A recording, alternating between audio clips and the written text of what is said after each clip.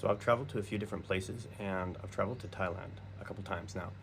The first time I traveled directly from Canada, where I'm from, and I didn't have to book a return trip. They asked me about it, and I said, "Look, I I don't know exactly how long I'm staying. It might be less, it might be more. So I want to book it when I get there." And they just waived it, and they said, "You might have an issue," and I didn't. I got through. There was no issues.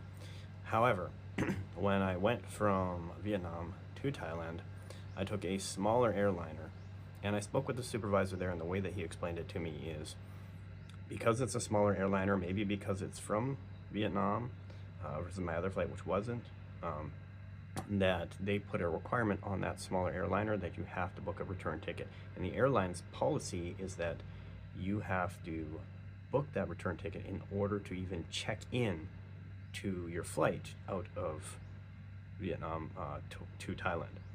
And not all the airlines, the way he explained it to me, that's not the case for all the airlines. So while yes, the country may be the one that imposes that, it's the airlines that determine like whether or not you can that you're going to be able to check in or not check in without that return ticket, and whether or not they'll maybe waive that or not. That's how it was explained to me. So you can just save yourself the hassle and book a two-way trip, but make sure that your return ticket can be changed. So pay the higher price. I use Kiwi, and you can get a link to that on my profile, but pick a ticket that allows you to change the date of your flight, so that if you do decide to stay longer or less time, you can just change the time of your flight, maybe pay a small extra fee, something minor if anything, and you'll be able to change the date.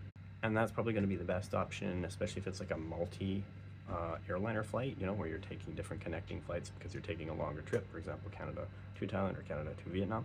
If you're traveling just within Asia, or it's a single flight from one place to another, then you probably have the option where you can contact the airliner ahead of time. You can contact your booking company and ask them if there's a requirement to have a return ticket in order to even be able to check in, or if potentially you're going to have any issues. And make sure that you go really early, especially if you're unsure about whether or not you need to book that return ticket, and that you have like something on your phone, some quick way of booking that if you're going to do it that way, so that if something goes awry, doesn't work out, and they tell you, despite what they said on the phone, that you're going to need to book that return ticket, that you can do so quickly and still catch your flight in time. And I'm talking like 4 hours early minimum, and knowing how long it's going to take you to book that return flight on your app or whatever. And sometimes, for example, when I went to Singapore, when I didn't have the return ticket, they wanted proof of income to make sure that I could sustain myself there, and they just give me like a 30-day entry card basically. So if you don't have a return ticket, they may require that proof of income, and you'll have to show that. Hope that clarified things. Subscribe for more budget traveling and nomad life in Vietnam and Thailand.